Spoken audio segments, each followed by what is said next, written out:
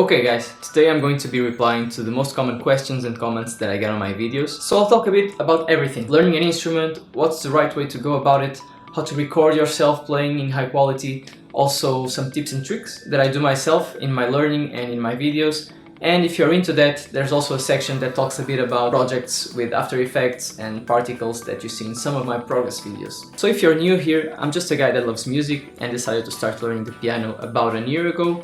I'm now 27 and I've been doing some videos to keep track of my progress and also some visual experiments, so I do recommend you check that out. Don't forget to subscribe to this channel, and let's get started with the first question. Henrique7up asks, I really want to learn how to play the piano. Do you guys think I can learn from YouTube videos? Quick answer to this, yes. You can pretty much learn anything these days from YouTube. However, a teacher is really useful, especially if you're just starting out. Playing the piano is like a physical activity, so let's say you want to do something like basketball. You can learn how to play basketball online, you can learn the rules, you can learn tactics, but if you have a coach there, you have someone that can look at you and see what you're doing wrong. There are things for sure that you will be doing wrong, and you have no idea about it. So having someone that actually sees you play and is able to tell you, okay, this finger is not doing the right thing, or you have to look out for your hand independence, whatever it is. Having a teacher is useful, but if you don't have access to one, yeah, definitely go ahead and learn from YouTube. I started like that, I was having fun, and that eventually led to me wanting to have piano classes. Now, what's also great about having a teacher is that a teacher will keep you accountable. Most likely you will have something to show the teacher from one lesson to the other, you have some kind of homework or something that you need to practice, and this helps keep you on track in order to improve, so keep that in mind. So there are a few questions here about my own progress and how I've done it. We have Dubstep Pandas asking, what lessons did you take? Was it online or did you pay for an instructor? I also bought the P45, which is the piano I use. It's this one right here, and I think it's a great choice for any beginner, by the way. He says he has the same piano and he wants to learn how to play but doesn't know where to start. We also have Benzi, what resources I used or if I use a teacher, and Rita asking me if it's necessary to get a teacher at first. In my case, I didn't have a piano, so it ended up being cheaper to get a teacher, and I also had this feeling that it was the best choice. I've played some other instruments before and I knew that in the beginning it's very easy to get caught up in mistakes that you wouldn't realize you're doing. I did go that way. I had classes once a week for about 5 to 6 months and then I stopped having lessons. It's all about choices. Eventually I want to get back to having a teacher, but yes, for now I've been for a few months self-taught and choosing what I learn. Cool. Govin Su says, great progress. Do you have any prior music background? And yes, that's a great question and that's a really important one. Especially in my 2-month progress video, a lot of people noticed that the progress is really good for 2 months. But I had played other instruments, so I already had this feeling for music, for rhythm. You can see that there's my guitar right there, just to be pretty, because I haven't picked it up and played more than a few seconds in like 10 years. But yeah, telling you a bit of my story with music, I actually played the violin when I was a kid for about 4 years, I think, and then I switched to electrical guitar. Played that for, I believe, 6 to 7 years, and I really had a lot of fun with it, but then I went to college and stopped. After that, I spent almost 10 years without playing any instrument, and for some reason now I started picking up this piano thing. You can have compositions that are so complex that I think it's great. So I decided to start playing the piano and I don't regret it so far. Elias Jane asks, please do another progress video. I've done it, so you can just go to the channel and check it, okay? I will do another one soon, I hope. So the last one I did was for my 6-month progress. I think I will do one for 8 months and maybe then just a full year progress video. So yeah,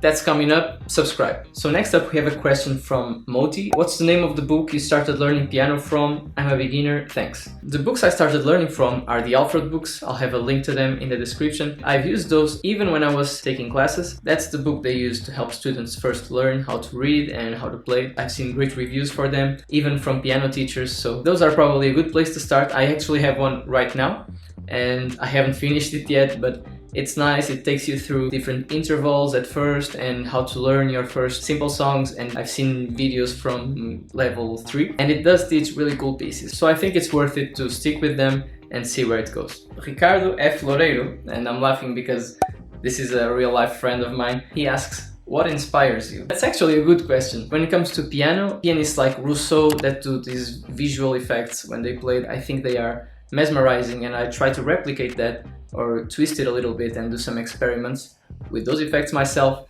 I'm also inspired by other people who are learning the piano as adults. There's this other channel which is Peter Ontaro, and I really like watching his videos because he's really into doing recitals and studying for the different grades. Since I'm taking it more casually, when I do, I really feel like playing more and practicing more. So I'm also inspired by any other piano channels that try to do something more creative. A-Step comes to mind. He likes to experiment with different things. I really like this feeling that you have on YouTube of entrepreneurship and people who are able to turn that into something where they can grow and something that leads them to new opportunities and maybe a business in the future. So next, we have this question from Elias Ben. Hi, where did you get the sheets for Bach and Chopin pieces? For this, there's actually a great resource online, imslp.org.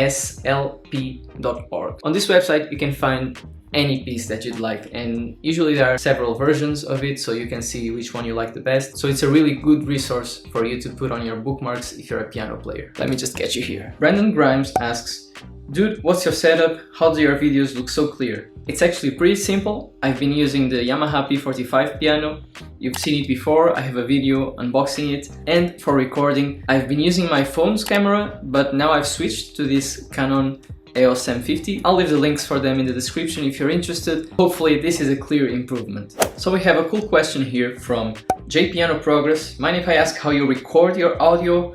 Also Khalil tells me that he wants to record as high quality as I do, and Giovanni has the same piano, the P45, and he'd like to know how I do to record my videos. So here's the thing, to do it in high quality, the way you record is not using your camera. The microphone in your camera is usually not the best choice. It's not just about the quality of the microphone itself, also the piano sound, the digital piano sound is not perfect, it's not good sometimes, especially in lower end or budget pianos like this one. What you want to do is actually use the MIDI output on your digital piano and plug that to your computer. Then you have this software which is called a DAW, and using this DAW software you can record your MIDI and then you have the MIDI track. Having this information, you apply the VST, which is like applying kind of a filter on top of it. The one I use is Piano Tech. I'm still experimenting with it, but so far I think it's going well. I know there are a few things I want to tweak, and I will do so. So once you have the VST applied, you can then export the audio and you join it with the video in Premiere or any other